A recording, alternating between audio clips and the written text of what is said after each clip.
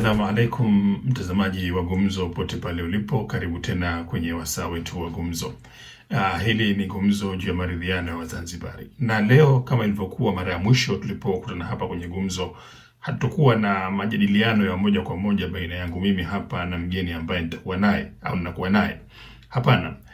Karibuni wiki moja iliyopita visiwani Zanzibar kulifanyika Kongamano la Amani, inaitwa Kongamano la Kilimwengu la Amani, ambalo liliwaalika wadau wa amani au watu ambao wanachangia kwenye mazungumzo ya amani ya Zanzibar kutoka pande mbalimbali za ulimwengu kupitia kile ambacho kinaitwa Marafiki wa Zanzibar.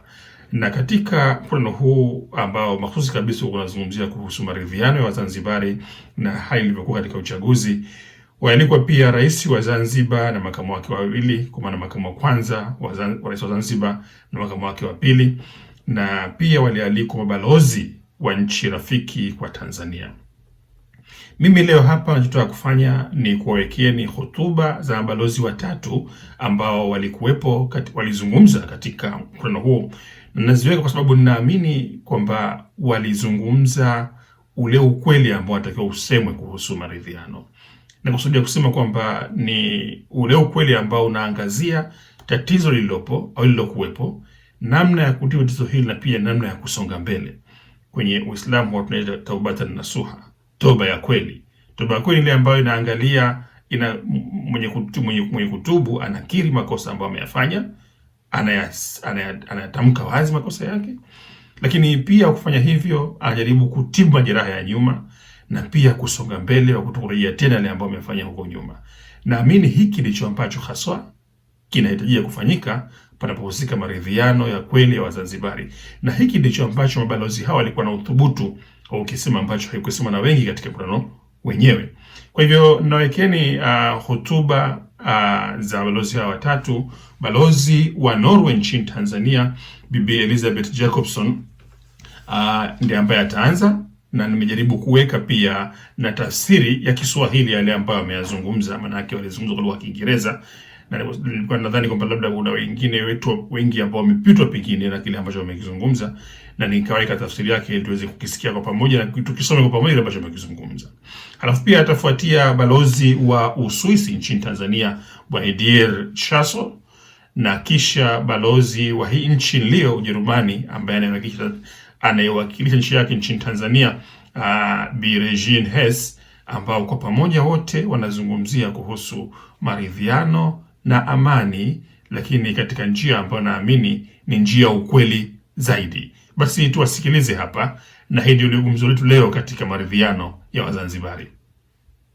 Excellency, the President of Zanzibar and Chairman of the Revolutionary Council, Dr. Hussein Ali Mwinyi, Your Excellency, the First Vice President, Maalim Seif Sharif Hamad, Your Excellency, the Second Vice President, Hamed Suleiman Abdullah, Your Eminence, Grand Mufti of Zanzibar, and let me say, all protocol observed in order to save some time.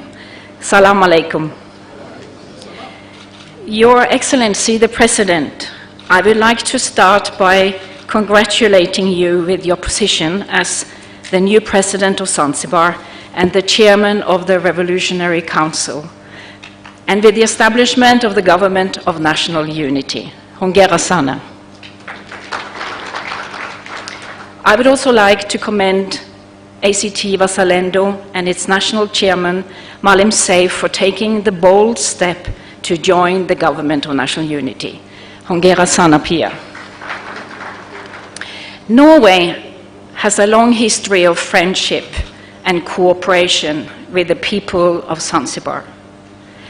We have had a deep and wide cooperation stretching from cultural exchanges to investments by Norwegian companies and, of course, many development projects in areas like domestic resource mobilization, energy and environment, as well as oil and gas.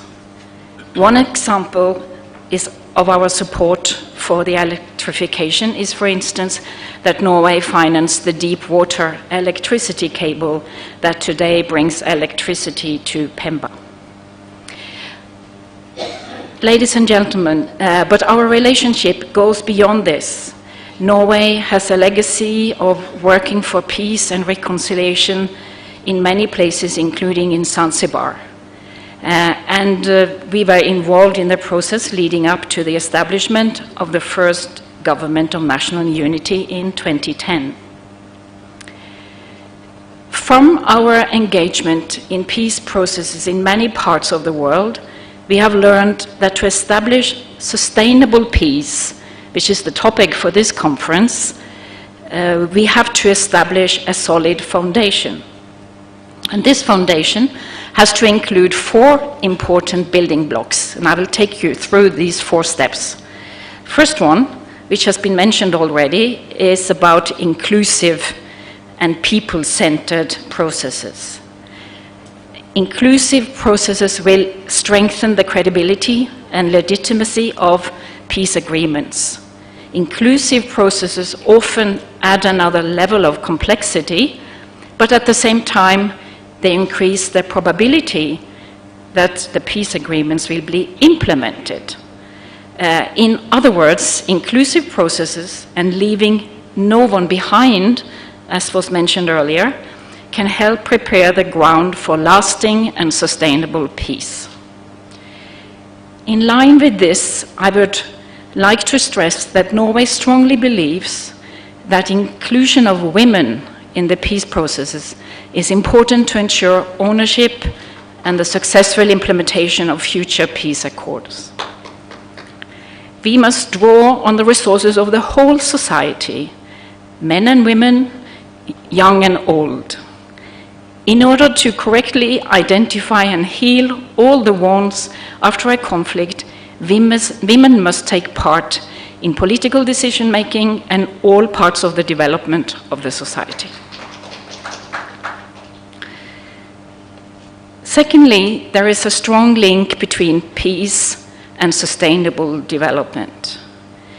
Without visible improvement in people's living conditions, it is difficult to ensure sustainable peace. And likewise, without peace and security, it's difficult to reach the sustainable development goals. This involves a lot of efforts from the government, but not exclusively. It should also include contributions from the private sector and civil society. The third pillar is very important, but sometimes a bit difficult. In order to establish durable peace, justice and accountability is also needed. We were very saddened to hear the reports about the killings, violence and abductions that happened around the recent elections in Zanzibar, and the claims of state organs using excessive force. To enhance peace, reconciliation and development, we believe it is important to find the right and appropriate mechanisms in addressing the reported atrocities, so it's possible to establish what happened and also find ways of healing the wounds. The fourth pillar is about political will. There has to be a general political will among leaders on both sides to engage with the opponent, respect the other part, and listen to each other. Both parties in the new government of national unity deserve acknowledgements for the willingness to take bold steps, even in the challenging situation after the election. In this way, you have set an important example for your followers and for all Zanzibaris, and I would say for the rest of the world. We have followed with admiration what has happened. Excellencies, ladies and gentlemen, I would encourage you as political leaders and also your supporters, the civil society, religious leaders, to show a spirit of compromise and flexibility so that you can work for reconciliation together and improve the lives of the people of Zanzibar. Let me assure you that Norway is ready to support and engage with all actors in advancing peace and unity on the islands. Lastly, I would like to thank the Friends of Zanzibar for organizing this timely peace conference. This is an important arena for bringing a wide variety of representatives from all parts of the society together to find a common ground. As an inspiration, at the start of this conference, let us listen to the experience of the renowned professor and peace worker called John Paul Lederach, who states that in the process towards peace, it's important to approach the people you fear, recognize the complexity of the situation, and imagine solutions beyond the horizon. With these words of wisdom, I wish you a successful conference. Thank you very much. Excellency, the President of Zanzibar and Chairman of the Revolutionary Council, Dr. Hussein Mwinyi, Your Excellency, the First Vice President of Zanzibar, Maalim Seif Sharif Hamad, Your Excellency, the Second Vice President of Zanzibar, Hemed Suleiman Abdullah, Your Eminence, the Grand Mufti of Zanzibar, Sheikh Omar Al-Kabi Saleh, Honorable Speaker, Honorable Chief Justice, colleagues, friends from abroad, dear friends from Zanzibar, Salam alaikum, habari za asubuhi. It is an honor and a privilege for me to be here today for the second Zanzibar Peace Conference. It is truly historic to see so many Zanzibaris and friends of Zanzibar together discussing a way forward for peace on this beautiful island in this beautiful country. The link between peace and sustainable development is evident. Without peace, there is no development. And without development, peace will always be fragile. This was emphasized by the international community in 2015 when Goal 16 was added to the Sustainable Development Goals on peace, justice, and strong institutions. My country, Switzerland, was amongst the biggest proponents of Goal 16, which finally made the link between peace, stability, and the rule of law on the one hand, and economic development on the other. For too long, it was believed or pretended that one can flourish in the absence of the other, even though we have seen time and again in different places around the world how fast social and economic progress can be diminished if the foundations of peace and justice are fragile, one-sided, or unfair. Peace is not just the absence of violence. Sustainable peace builds on trust between elected leaders and citizens, a transparent and fair rule of the law, and inclusive mechanisms of governance. All of these require hard work, patience, and an openness, especially from those who have power, to listen to those we disagree with. Excellencies, ladies and gentlemen, Switzerland followed with concern, and we have all witnessed what happened in Zanzibar during the 2020 elections. I believe we can all agree that this was not in line with the definition of peace I just mentioned. There was violence in the streets, allegations of irregularities in the voting process, an atmosphere of mistrust and fear, and an election outcome that left sections of the population uncertain about whether their voices had really been heard. Against this backdrop, it is even more remarkable, admirable, that different parties and their leaders have agreed to join hands and return to the government of national unity. This is an important step back towards a thorough healing process, not just from this election, but from a long history of violence and grievances on this small island with such a proud history. This conference can be an important first step in this journey. But make no mistake, the way will be long and difficult, and it will require patience from all sides. It requires dealing with the past, as well as a joint vision for the future, for a peaceful and prosperous Zanzibar. My country, Switzerland, has been involved as an honest broker in many reconciliation and mediation processes, and we are ready to assist such efforts wherever we can add value. This is also why, at the global level, we are currently applying for a seat at the Security Council of the United Nations for the period 23-24.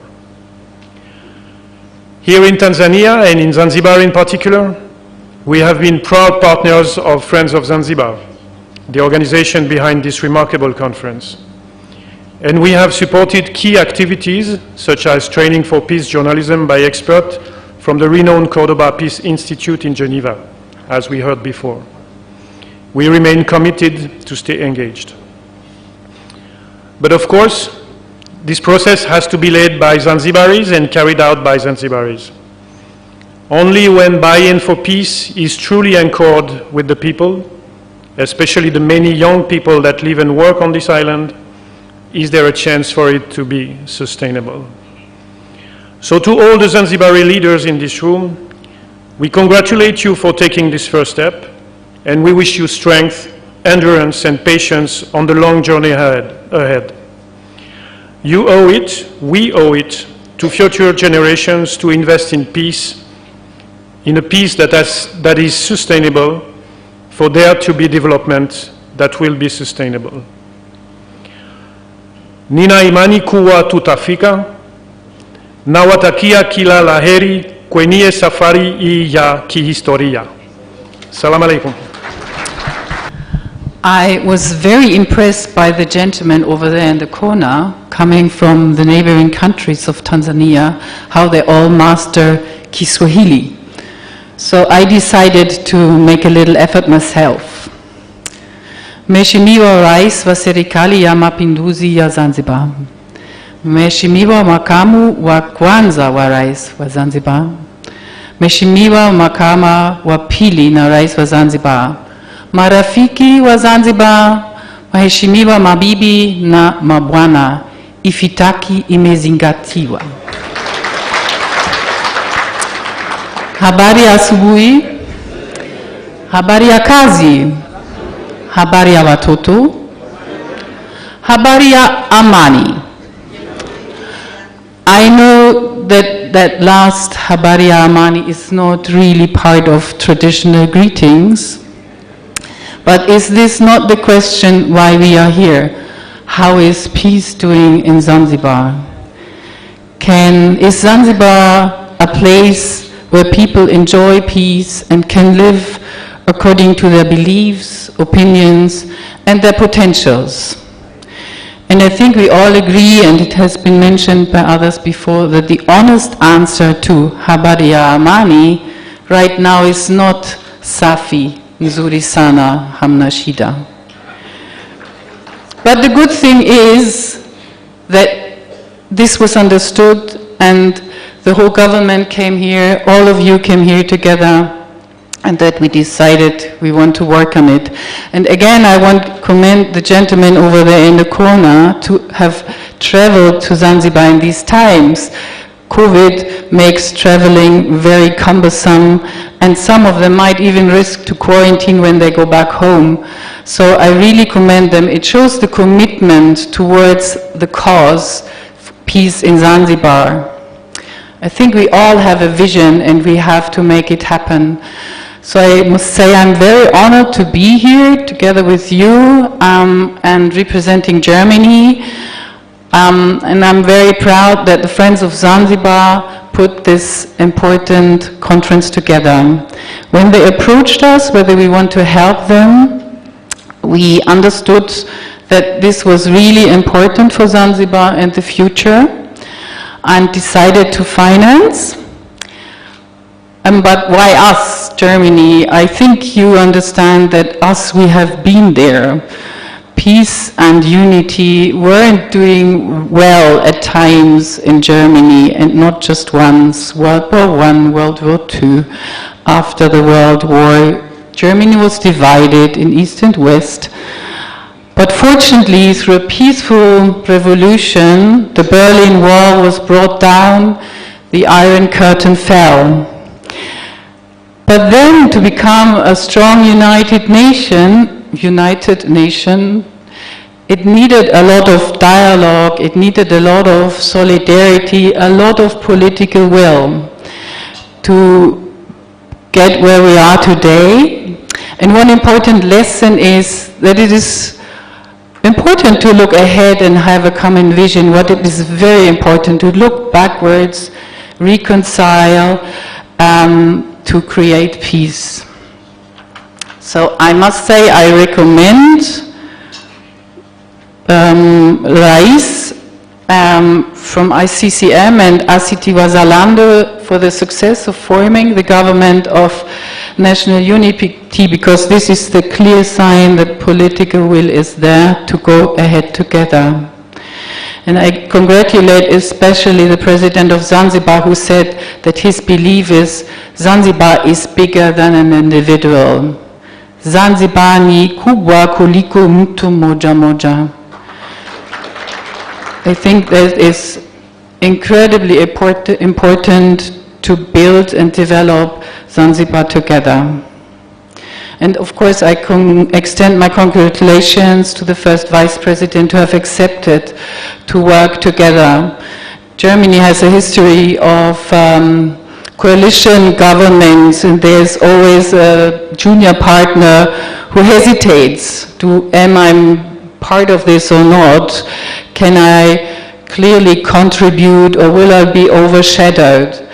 But in the end, working together leads to often better results. I hope this conference today can be a start for working towards peace. It can lay a foundation. You have to start somewhere, and why not start today? Actually, you have already started, I must admit. I conclude with wishing Friends of Zanzibar all the best in the implementation of this project and conference.